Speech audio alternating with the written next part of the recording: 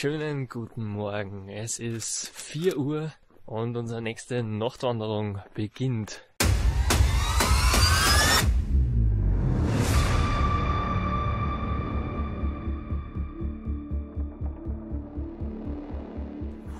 Ja, wir haben uns heute eine ziemlich gestörte Tour ausgesucht. Es geht nämlich vom Schafferteich über die Zellerhütte, über den Lagelsberg, über das Wageneck bis hin zu Schrocken und runter wieder bei den Hutterer Böden. Das ist eine Gewalttour, für die man um 4 Uhr aufstehen muss. Es ist nur ein bisschen kalt. Hoffentlich wird es besser.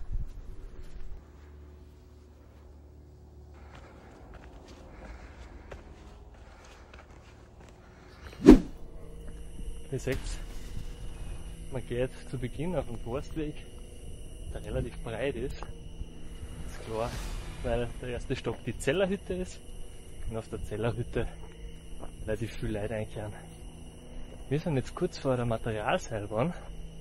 Das heißt, ab da wird es ein Wanderweg, der ist aber auch immer noch breit. Und schau! Der Kröterich! Schaut euch den an! Ja. Ja, was mir in der Nacht allerhand für Sachen sagt. Laura, was ist unser Problem? So viel Kröten, Alter. Also, da ist jetzt die Materialseilbahn und das heißt, wir haben schon den ersten Teil geschafft. Ab da ist noch mehr Wanderweg. Jetzt geht's straight auf 1 Stunde bis zur Zellerhütte. Dann ist wahrscheinlich schon hell. Ja, wir sind bereit. Wir schwitzen. Es ist wärmer als gedacht, obwohl es nur 15 Grad hat. Also, wir sind jetzt bei der ersten coolen Abzweigung, nämlich beim Eselsteig. Eselsteig. Da gehen wir jetzt natürlich in Eselsteig. Na. Nicht? Ist ja nicht voll schwierig. Also wir sind am Eselsteig und Laura glaubt, der Eselsteig ist schwierig. Ich würde sagen, der ist wahrscheinlich leichter, weil wenn da wirklich Esel aufgetrieben worden sind, müssen die ja irgendwo steigen können. Der Weg müsste halt angenehm sein und er ist angenehm eigentlich. Es ist eigentlich Mitte August und es hat aber Temperaturen wie Mitte Oktober. Jetzt ist es endlich hell. Jetzt sieht man was. Wir sind 100 Höhenmeter unter der Zellerhütte. Ja, wir sind eigentlich froh, weil da machen wir dann einmal die erste Pause. Geil, aber. Ja. So, Schritt Nummer 1 ist erledigt. Wir sind bei der Zellerhütte. Da gibt es jetzt einmal eine kleine Stärkung. Hinten sieht man aber schon gut Sonnenaufgang.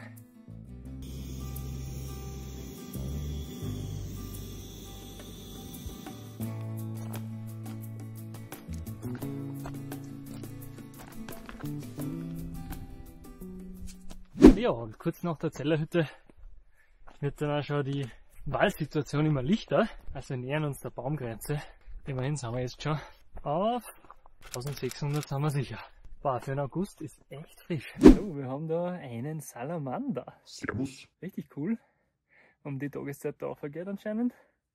Findet man allerhand an Getier. Zuerst die Kröten, jetzt den Salamander. So, hinter uns beginnt schon die Nebelsuppe aufzusteigen. Vor uns ist schon. Falls das so bleibt, wird das eher eine durchwachsene Experience heute. Wir haben aber gerade die Abzweigung zu unserem ersten Gipfel erreicht, nämlich der Schauerkogel. Was machen wir denn? Wir haben das letztes Mal eigentlich schon gemacht. Ja, aber so zur Vollständigkeit. Genau, müssen wir eigentlich fast umgehen. Und der Grund, warum wir gesagt haben, machen wir den, ist eigentlich ein ziemlich einfacher. Wir sind schon da. Da ist das Kreuz. Und im Hintergrund ist nichts. Gipfel Nummer 1, Schallerkogel. Sagt man gar nicht das wieder.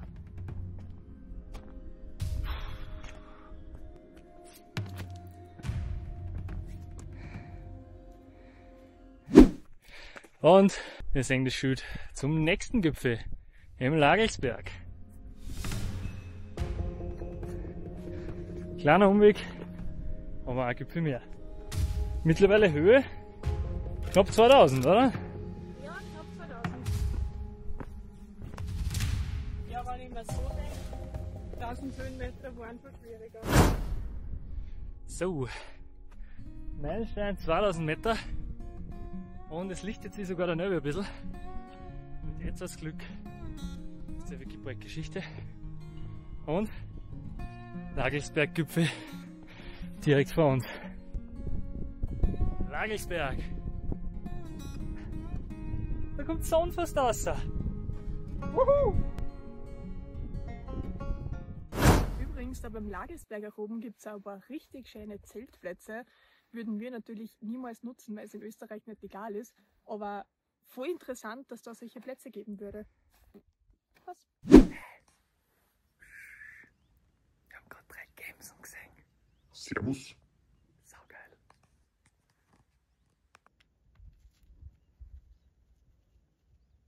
Also, das war ein Prime Campingplatz da. Schaut, dass es nicht erlaubt ist. Schaut, dass es nicht erlaubt ist, aber Ja. falls wen interessiert, Richtung Wageneck vom Lagelsberg. Prime Location. Also heute ist wirklich Gamstag. Da drüben sind über 7 Gamsen. Das heißt, der Gams-Counter heute sind 11. Wahnsinn. Bei uns geht es jetzt weiter Richtung Wageneck, steil bergauf, die letzten 300-400 Höhenmeter. Und der Gams-Counter ist jetzt schon ziemlich hoch. Alleine dort waren jetzt 11 Gamsen, vorher 4. Das sind bei sage und schreibe 15 Gamsen. Wahnsinn.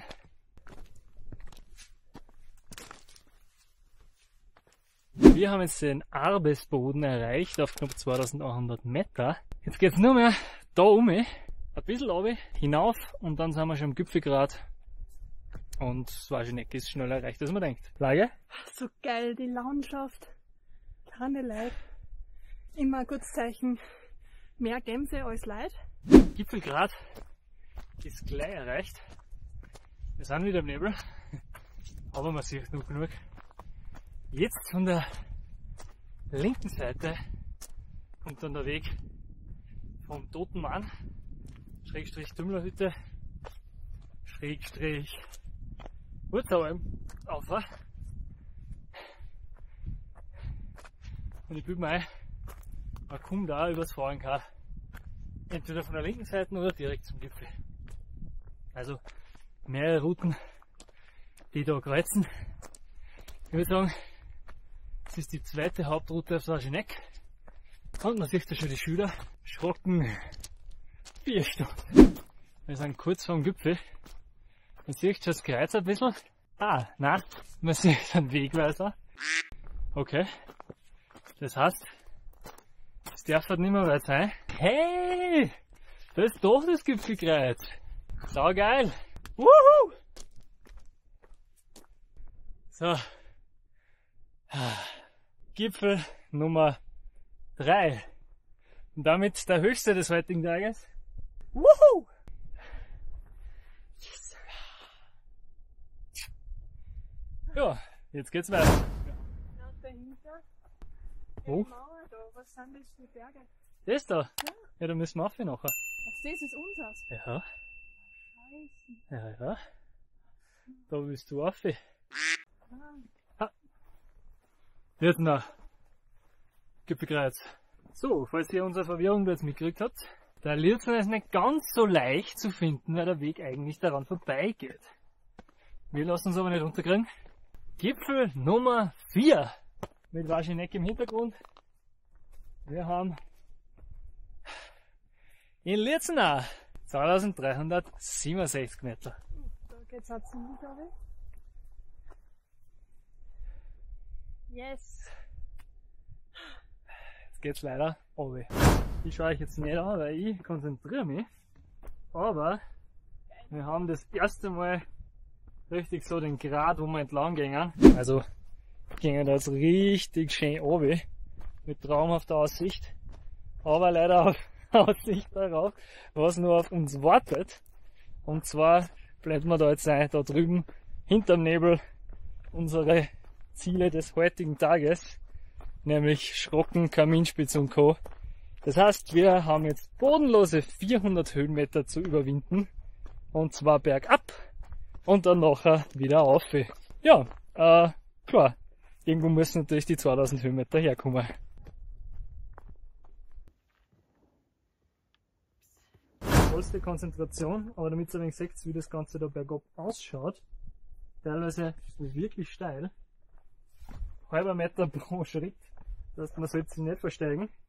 Der Weg ist auch nicht sonderlich viel begangen, man sieht das auch allgemein an den Spuren, dass das nicht breit austreten ist, sondern eher ja, schön markiert, aber teilweise sieht man gar keinen Weg. Boah, das geht da runter. So. Also man sieht, woanders sind das die Kurspuren oder die Ganzspuren. Naja, Hauptsache Markierungen. So, Abstieg ist erledigt. Für uns geht's jetzt doch weiter. Cool. Nach dem Abstieg geht es eigentlich quer dahin an den Band. Relativ steinschlaggefährdet, muss man sagen. Man sieht da überall das Geröll, was schon runtergekommen ist. Darum würde ich mich da nicht allzu lange aufhalten. Ja, jetzt geht es da mal sicher 1 Stunde mindestens einmal quer um da. Und dann wird es wieder bergauf gehen.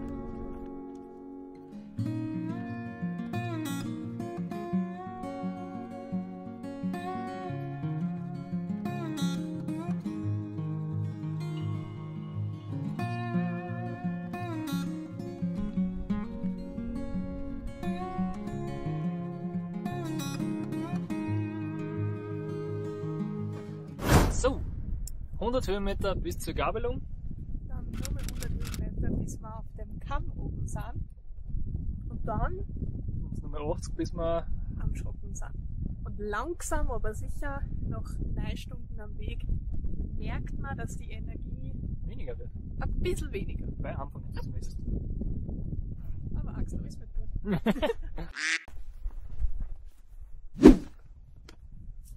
Und natürlich wird es wieder zum Klettern. Fesche Rinne. Ich habe gerade dann und nur schlechtes Wetter ist das nichts.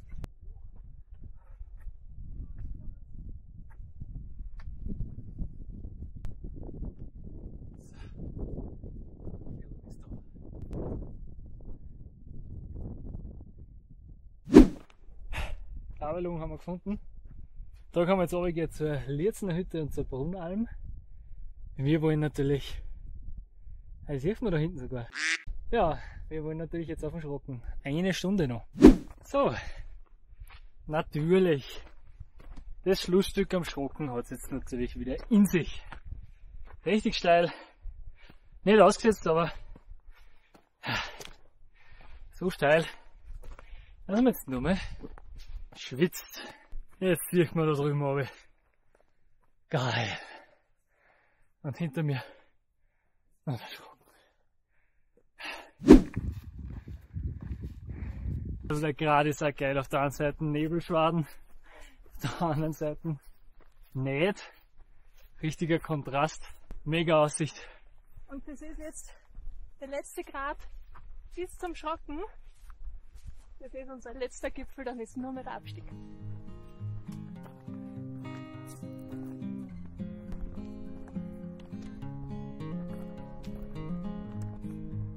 Schließend nur ausgesetzt Bandel da, wo man nicht runterfallen sollte, aber das schützt man noch. Darum nur mal die Sicherheit wichtig.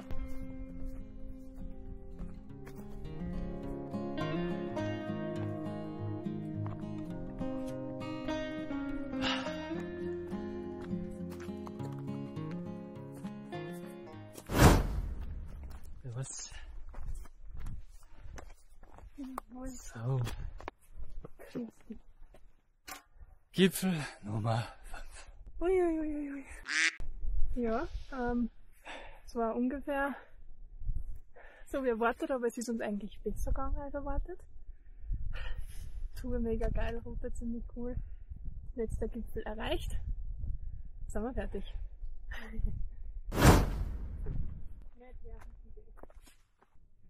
So. Also Schrocken ist fast eine Klettersteigpartie. Ja, durchaus ausgesetzt auf jeden Fall. Okay. Ja, viel mehr die. Das Schöne ist, Großteil ist mit so einem Seil versichert. Das heißt, man kann sie gut festhalten. Ja, okay.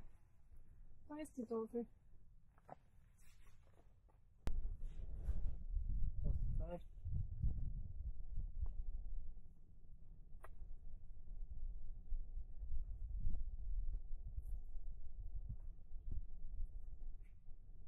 Aufgeschaut haben, bevor der Stroh da ist.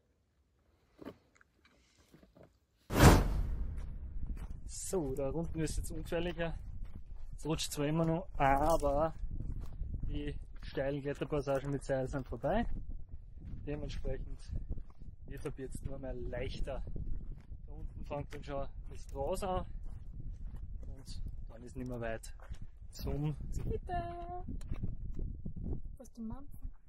So, hinter uns der Schrocken und wir dann herunten auf sicherem Terrain und haben nur einen überraschenden 6. Gipfel gefunden, nämlich den Schafkögel auf knappe 1999 Meter. Wir sind heute relativ lang, über 2000 Meter gegangen, relativ lang an 2000 Meter entlang. Das markiert jetzt die Grenze, jetzt geht es wieder runter. Somit würden wir das Video an der Stelle beenden. Abschließend vielleicht noch, der Abstieg vom Schrocken ist wahrscheinlich das gefährlichste, ausgesetzteste Stickel von der ganzen Tour. Bis auf den komischen Weg vorher. Also das wirklich nicht unterschätzen, aber ansonsten, ja.